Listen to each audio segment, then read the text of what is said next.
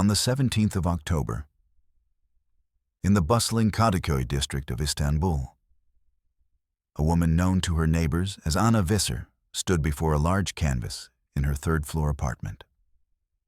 A space filled with the sharp, clean scent of turpentine and linseed oil.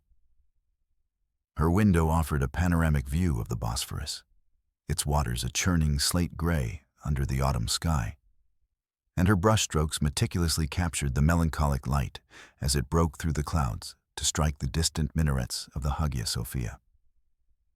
To any observer, she was the archetype of the expatriate artist. Solitary, dedicated, her existence defined by the patient translation of light and shadow onto fabric. This perception was a masterpiece of deception, far more intricate than any painting she would ever complete. Her turpentine was not a standard artist's solvent. It was a custom-formulated compound designed to mask the trace chemical signatures of explosives and nerve agents during a potential search. The gesso primer on her canvases contained a thin, flexible layer of radio-frequency absorbent material, rendering the apartment a partial dead zone for certain surveillance frequencies. Her identity as Anna Visser, a Belgian national with a modest inheritance and a degree in fine arts from the Académie Royale des Beaux-Arts in Brussels, was a legend constructed over 3 years by a team in Tel Aviv, complete with a backdated digital footprint, tax records, and even a childhood friend, another Mossad asset living in Ghent, ready to corroborate her history. Anna Visser did not exist. The woman inhabiting her skin was Tamar, a Caesarea division operative, and her true purpose in Istanbul had nothing to do with art. She was a weapon, patiently waiting for the precise moment to be aimed and fired. The problem that necessitated Tamar's deployment was a man named Rashid al-Hamri, a figure who possessed no public profile and commanded no armies, yet whose strategic importance to Israel's enemies was immeasurable. Al-Hamri was the chief procurement and logistics architect for Hezbollah's advanced rocketry program, a brilliant and methodical engineer who operated not from the battlefields of Lebanon or Syria, but from the relative safety and anonymity of Turkey. He was the central node in a vast, clandestine network that sourced and smuggled dual-use technology from Europe and Asia. High-precision gyroscopes, advanced GPS modules, solid-state fuel components, and carbon fiber composites. His genius lay in his ability to disguise these critical components as innocuous commercial goods, burying them within legitimate shipping manifests and routing them through a labyrinth of shell corporations registered in Cyprus, Malta, and the United Arab Emirates. He was responsible for transforming thousands of crude, unguided rockets into a formidable arsenal of precision-guided munitions, each capable of striking within meters of its target. This technological leap fundamentally altered the strategic calculus of the region, placing Israel's critical infrastructure, military bases, and civilian population centers under a new and far more lethal threat. Al-Hamri was not merely a target. He was a strategic center of gravity, and his removal was deemed a national security imperative of the highest order. Previous efforts to neutralize Al-Hamri's network had met with consistent and frustrating failure, a testament to his extreme operational discipline. Standard signals intelligence was rendered largely ineffective by his rigid adherence to digital security protocols that bordered on paranoia. He utilized a cascade of air-gapped computer systems, communicated exclusively through encrypted, single-use hardware, and relied on human couriers for the most sensitive information, employing a system of dead drops and brief, seemingly random encounters in crowded public spaces. Attempts to intercept his shipments based on intelligence leads had been thwarted by his use of sophisticated decoys and his practice of altering shipping routes and cargo manifests at the last possible moment, often while vessels were already at sea. In one instance, a raid on a container ship in the port of Piraeus, based on what was considered ironclad intelligence, yielded nothing more than 3 tons of Turkish-made washing machines. Furthermore, a prior attempt to infiltrate his inner circle with a male operative had been disastrous. The operative, a Druze officer with flawless Arabic, was unable to penetrate the deeply insular and suspicious environment of al-Hamri's trusted lieutenants, who were bound by familial ties and decades of shared history. After 6 months of fruitless effort, the operative was extracted, his cover dangerously close to being compromised. The assessment from this failure was stark. Al-Hamri's fortress of security could not be breached by conventional means. A new vector of attack was required, one that was unconventional, patient, and could exploit a vulnerability that was not operational, but deeply personal. The profile of Rashid al-Hamri, assembled by Mossad's research division from fragments of intelligence and psychological analysis, painted a picture of a man driven by a cold, intellectual fury rather than simple fanaticism.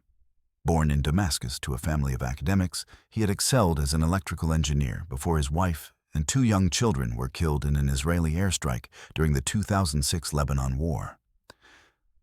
That personal cataclysm transformed him. His grief did not manifest as outward rage, but was sublimated into a methodical, all-consuming mission to develop the technological means to inflict equivalent pain upon his perceived enemy. He was a man of strict routine. He woke at the same hour each day, frequented the same 3 cafes, and followed a predictable route to the small, nondescript import-export office that served as the legitimate front for his operations. He had no apparent vices. He did not drink, smoke, or engage in illicit relationships that could be used for leverage. He lived in a modest but secure apartment building in the upscale Nishantashu neighborhood, a man hiding in plain sight. After months of painstaking digital archaeology and human intelligence gathering, a single potential vulnerability was identified. Buried within his university records was a mention of his passion for Ottoman-era art and calligraphy. This interest was subtly corroborated by surveillance, which noted his occasional, solitary visits to specific galleries and museums specializing in classical Islamic and European art. It was a faint signal, a minor detail in the life of a highly disciplined adversary. But for the planners in Tel Aviv, it was the only psychological keyhole they could find. The decision was made to build an operation not around his operational weaknesses, but around this one vestige of his former pre-war self. The proposed solution, codenamed Operation Easel, was audacious in its simplicity and staggering in its complexity. It rejected the direct, kinetic approaches that had failed, and instead opted for a strategy of insidious proximity. The plan was to insert a deep-cover female operative, a Cyanet, into Istanbul's vibrant and cosmopolitan art scene. She would not be tasked with making direct contact with al-Hamri. Instead, her mission was to patiently and organically establish herself as a legitimate artist, building a reputation and a network of contacts within the very circles that al-Hamri occasionally touched upon. The primary vector for this approach was a specific art gallery owner, a man named Farouk Aslan, whose establishment was known to be frequented by al-Hamri. Intelligence suggested Aslan was not a collaborator, but an unwitting facilitator. His gallery was used by al-Hamri's network to launder money through the purchase of overpriced artwork. The operative's objective was twofold and sequential. First, she was to use her proximity to al-Hamri to electronically capture the contents of the encrypted data drives and ledgers he was known to carry, which contained the entire architecture of his network. Second, upon successful data acquisition, she was to eliminate him. The method of termination had to be silent, non-attributable, and leave a forensic signature that pointed away from state-sponsored assassination, ideally appearing as a death by natural causes. The obstacles to the success of Operation Easel were formidable, creating a risk calculus that gave even the most seasoned members of Mossad's command pause. The primary operational threat was Turkey's National Intelligence Organization, the MIT. The MIT is a highly capable and sophisticated service, fiercely protective of Turkish sovereignty and notoriously aggressive in its counterintelligence operations against foreign agencies operating on its soil.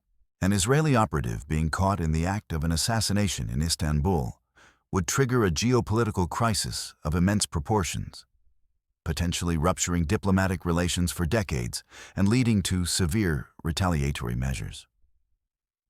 The operative's cover identity, or legend, therefore had to be absolutely flawless, capable of withstanding not just casual scrutiny, but a deep-dive forensic investigation by a determined and professional counterintelligence service.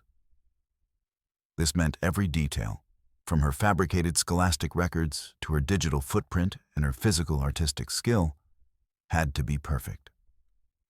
Furthermore, the linguistic and cultural barriers were significant. The operative needed not only to be fluent in Turkish and English, but also to navigate the complex social nuances of Istanbul's elite art community, a world of subtle cues, established hierarchies, and unspoken rules. The final and most critical challenge was technical. The development of a weapon and a data cloning device that were both completely integrated into the operative's cover as an artist were 100% reliable and left zero trace of their use. Failure in any one of these domains, counterintelligence, cover, cultural integration, or technology, would lead to the catastrophic failure of the entire mission. The operative selected for this mission was Tamar. She was not a product of the agency's typical recruitment pipeline of former Special Forces soldiers.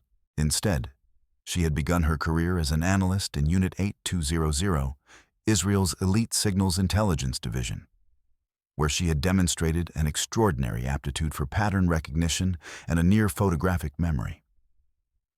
Her motivation was intensely personal and fiercely guarded. Her parents and younger sister had been among the 17 civilians killed in a 2012 bus bombing in Tel Aviv, an attack that was later traced back to a cell funded and equipped by Rashid al-Hamri's network. When she was approached by a recruiter from the Caesarea division, she did not see it as a call to patriotism, but as an opportunity to channel her cold, unyielding grief into a singular, focused purpose. Her transformation from analyst to field operative was a 2-year ordeal of psychological and physical re-engineering. She was subjected to brutal psychological resistance training, learning to compartmentalize her emotions and withstand interrogation techniques designed to break the strongest wills. She spent 6 months in intensive Krav Maga and urban combat training, honing her body into a weapon. The most crucial phase of her preparation, however, was her immersion into the Anna Visser persona. She was tutored for a year by a retired master art forger who taught her not just how to paint in a specific, recognizable style, but how to think, speak, and even smell like a lifelong artist. She learned the history of pigments, the nuances of brushwork from the Flemish masters to the German expressionists, and how to critique a piece of art with the casual, confident authority of a professional. She was becoming a living, breathing work of artifice, a character so deeply inhabited that the lines between her true self and her cover began to blur, a psychological risk the agency deemed necessary for the mission's success. The construction of the Anna Visser legend was a monumental undertaking in itself, a symphony of deception orchestrated by Mossad's Operational Support Division. The goal was to create a life so detailed and verifiable that it would be unassailable. The first layer was digital. A team of specialists created a comprehensive online history that stretched back over a decade. They fabricated a student profile on the website of the Académie Royale des Beaux-Arts, complete with a digital portfolio of her early and intentionally amateurish work. They populated social media accounts on multiple platforms with years of backdated posts, photos from fabricated holidays in Bruges, check-ins at Brussels cafes, and a steady progression of her artwork, showing a plausible evolution of skill and style. They created an online store on a popular art marketplace, selling several of her paintings to agency-controlled accounts to establish a history of commerce. The second layer was bureaucratic. Forged documents were created: a Belgian passport, a driver's license, birth certificate, and university transcripts, all of which were of such high quality that they contained the correct microscopic security features and would pass all but the most intensive laboratory analysis. These documents were then used to open real bank accounts in Belgium, into which a quote, zero was deposited from an offshore account, providing a legitimate source for her funds. The final layer was physical and environmental. The apartment in Kadıköy was carefully selected for its specific sight lines, which allowed for discreet observation of a nearby park used for dead drops, and its location within a neighborhood known for its large expatriate population, allowing her to blend in seamlessly. Even the decision to adopt a stray cat, which she named Rembrandt, was a calculated element of her cover. Designed to project an image of a gentle, slightly lonely woman who posed no threat to anyone, every detail was a carefully placed stone in the mosaic of her false identity. Parallel to Tamar's psychological and cultural preparation, Mossad's technological division, known as Neviot, was tasked with developing the specialized tools for the mission, tools that had to function flawlessly while being perfectly disguised as the mundane accoutrements of an artist. The primary challenge was the assassination device. It needed to be silent, contact-based, and deliver a payload that would mimic a natural death. The solution was elegant and lethal. The weapon was concealed within a custom-fabricated palette knife, a common tool for any oil painter. The handle of the knife was machined from a lightweight polymer composite and housed a miniaturized, spring-loaded, and gas-pressurized injection system. The needle itself was a marvel of microengineering, measuring just 0.4 millimeters in diameter and 3 millimeters in length, designed to be barely perceptible upon contact and to leave no visible puncture wound. The payload was a highly concentrated derivative of a potent nerve agent, suspended in a thixotropic gel. This formulation ensured the toxin would be delivered in a single, precise dose, and was engineered to break down within the human body into compounds that were virtually indistinguishable from the biological markers of a massive coronary thrombosis. The toxin itself was stored in a seemingly ordinary tube of cerulean blue oil paint, its chemical signature masked by the complex organic compounds of the paint itself. The second piece of bespoke technology was the data acquisition device. This was integrated into the spine of a large artist's portfolio. Laminated between layers of stiff cardboard was a flexible, high-frequency data scanner and a solid-state memory unit. Powered by a thin film battery woven into the portfolio's canvas lining, the device was designed to be activated by a subtle pressure switch and could perform a full data clone of an unshielded USB drive or RFID chip from a range of up to 2 meters in under 5 seconds. The portfolio would allow Tamar to steal the entire contents of Al-Hamri's digital life without ever laying a hand on him directly, fulfilling the primary intelligence-gathering objective before the mission's terminal phase was even initiated. Tamar, now fully embodying the persona of Anna Visser, arrived in Istanbul on a commercial flight from Brussels 7 months before the anticipated operational window. Her insertion phase was a masterclass in patience and subtlety. Her life became a carefully choreographed performance of normalcy. She spent her days painting, either in her apartment or at scenic locations along the Bosphorus, creating a body of work that was both technically proficient and stylistically consistent with her established legend. She joined a local yoga studio and took a Turkish language course for expatriates, not because she needed the instruction, she was already fluent, but because these were the natural activities for a foreigner seeking to integrate. She meticulously documented her new life on her social media, posting photos of her cat, her paintings, and the occasional tourist landmark, all of it curated to project an image of harmless authenticity. Her communication with her handler, a Katsa based in Tel Aviv, was conducted through a highly secure and deeply embedded channel.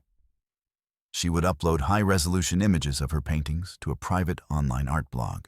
Buried within the millions of pixels of these images, using advanced steganographic algorithms, were her encrypted situation reports.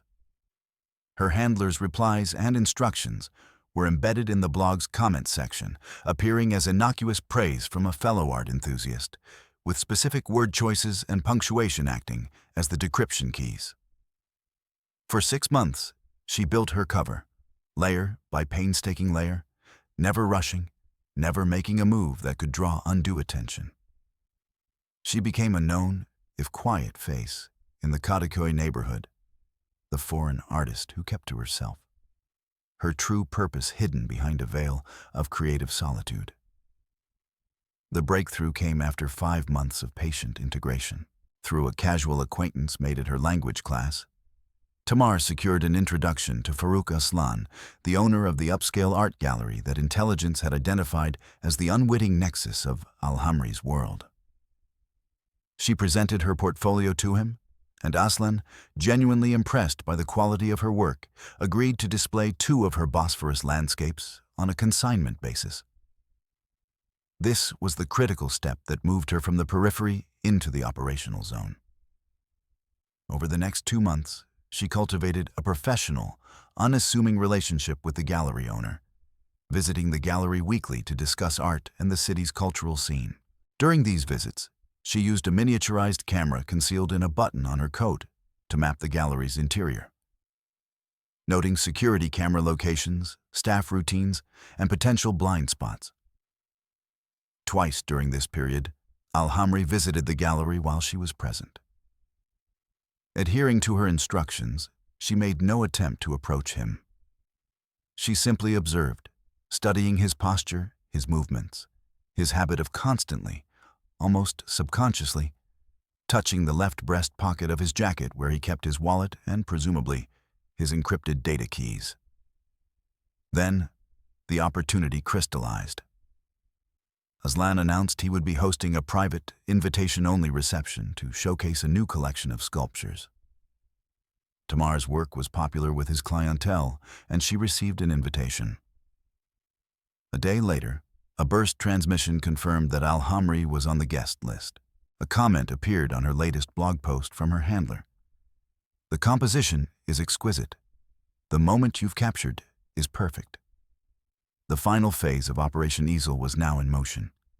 Tamar spent the last 48 hours in a state of heightened, cold focus, mentally rehearsing every step of the plan. From the moment she entered the gallery to her multi-stage exfiltration route, there was no room for improvisation. Every action, every word, every second was scripted. On the evening of the reception, Tamar arrived dressed in a simple but elegant black dress, the artist's portfolio held naturally in one hand, the custom palette knife tucked into her small purse. The gallery was crowded, the air thick with the murmur of conversation and the scent of champagne. She moved through the room with a practiced ease, exchanging pleasantries with Aslan and other guests she recognized. She positioned herself near one of her own paintings, a natural spot for an artist to linger. 40 minutes into the event, Rashid Al-Hamri entered. He was alone, dressed in a well-tailored but understated suit, his demeanor watchful and reserved. He methodically worked his way around the room, examining the art with a connoisseur's eye. As he approached her position, Tamar initiated the first part of the sequence. She subtly pressed the actuator switch on the edge of her portfolio with her thumb. A tiny, imperceptible vibration confirmed the device was active and scanning. Al-Hamri paused to examine a sculpture near her, his left side oriented towards her portfolio for a full 7 seconds. A second, softer vibration signaled that the data clone was complete. The primary objective, the intelligence, was now secure. The mission could have ended there, a resounding success. But the secondary objective remained. Tamar waited for a knot of guests to move past, creating a moment of fluid disruption. She took a step back, as if to get a better view, and engineered a seemingly accidental collision with Al-Hamri. She stumbled, her hand reaching out to steady herself on his arm, a natural, reflexive action. In that fleeting moment of physical contact, Her thumb found the recessed actuator on the palette knife in her purse. The microneedle, finer than a human hair, extended, silently pierced the fabric of his suit jacket and shirt sleeve, and delivered its 0.5 milliliter payload of neurotoxin directly into his triceps muscles. The entire action took less than a quarter of a second. She immediately pulled back, offering a string of flustered apologies in accented Turkish. Alhamri, ever vigilant, but momentarily disarmed by the harmlessness of the encounter, merely grunted in acceptance of her apology, his mind already back on the art, the pinprick utterly beneath his notice. Tamar's protocol dictated that she remain at the gallery for a minimum of 20 minutes and a maximum of 30 after the injection. This window was calculated to create the maximum possible temporal and spatial distance between her action and its ultimate consequence, muddying any subsequent investigation. She forced herself to remain calm, circulating through the room, engaging in a brief, banal conversation with another artist about brush techniques. To an outside observer, she was perfectly composed, another guest enjoying the evening. Internally, she was a clock, counting down the seconds, her senses on high alert for any change in the room's atmosphere. At the 22-minute mark, she approached her host, Farouk Aslan, and politely excused herself, complaining of a sudden migraine from the stuffy air. He wished her well, and she walked out of the gallery and into the cool Istanbul night. Her exfiltration was a pre-planned, multi-layered process designed to methodically erase the existence of Anna Visser. She walked 3 blocks east, entered the restroom of a large hotel, and changed her clothes, her black dress replaced by jeans, a sweater, and a headscarf. She emerged as a different person. She then took a public tram to the Eminönü ferry terminal. On the crowded ferry crossing the Golden Horn, she discreetly disassembled the palette knife and dropped the pieces, along with her purse and the portfolio, into the deep, fast-moving current of the Bosphorus at a point where sonar scans would be most difficult. She disembarked on the other side, walked to a pre-designated bus stop, and was picked up not by a bus, but by a nondescript sedan driven by a Mossad field logistics officer. She was taken to a secure apartment in a working-class neighborhood, where she underwent an immediate debriefing, while a forensic specialist scoured her for any trace evidence. By dawn, she was concealed in a specialized compartment within a shipping container at the port of Haydarpaşa. As the sun rose over the city, the cargo ship slipped its moorings, bound for Limassol, Cyprus. The artist known as Anna Visser had vanished as completely as if she had never been. 37 minutes after Tamar's injection, as he was discussing the price of a bronze sculpture with the gallery owner, Rashid Al-Hamri's hand went to his chest. He staggered, his face suddenly pale and beaded with sweat. He collapsed before anyone could react, falling to the polished marble floor. The initial cause of death, as determined by the first responders, was a massive, fulminant heart attack. This conclusion was later supported by the official autopsy, which found evidence of severe, pre-existing coronary artery disease, a condition that was entirely fabricated, the result of a Mossad cyber operation that had altered his digital medical records months earlier. The custom-engineered neurotoxin performed exactly as designed, breaking down rapidly into benign biochemicals that were indistinguishable from the natural byproducts of cardiac arrest. There was no puncture wound, no trace of poison, no evidence of foul play. The MIT, while instinctively suspicious, found no leads to pursue. His death was officially recorded as being from natural causes. The intelligence recovered from the clone data drive was, as one analyst in Tel Aviv later described it, the Rosetta Stone of Hezbollah's procurement network.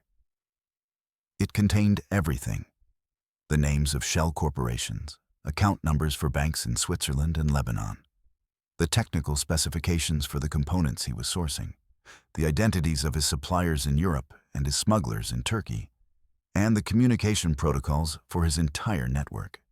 In the weeks that followed, a quiet, coordinated campaign was launched across a dozen countries. Bank accounts were frozen, shipments were seized, and dozens of key operatives were arrested or simply disappeared. The network that Rashid al-Hamri had painstakingly built over a decade was not merely damaged. It was systematically dismantled, root and branch. Military intelligence estimated that the operation set back the enemy's precision missile program by at least 5 years, and perhaps more. The strategic impact was decisive. For Tamar, however, the aftermath was a silent, internal reckoning. The mission was a flawless success, an operational masterpiece. Yet, the sense of victory was hollow. The cold purpose that had driven her for years had been fulfilled, leaving a void in its place. The ghost of Anna Visser, the artist she had been for so long, now haunted her, a constant reminder of the life she had meticulously created only to destroy. The grief for her family remained, not healed, but transformed into the sterile satisfaction of a problem solved. In the quiet solitude of her new, anonymous life, she was forced to confront the profound and irreversible truth of her transformation. She had been recruited as a woman seeking justice, but she had been forged into an instrument of the state, and the line between the two had been permanently erased. What is the true cost of a successful intelligence operation when it requires an operative to sacrifice their own humanity to protect their nation? Can an act of state-sponsored assassination ever be considered justice? Or is it merely a more sophisticated form of the violence it seeks to prevent? Share your thoughts in the comments below. If you found this story compelling, please give this video a like and subscribe to our channel.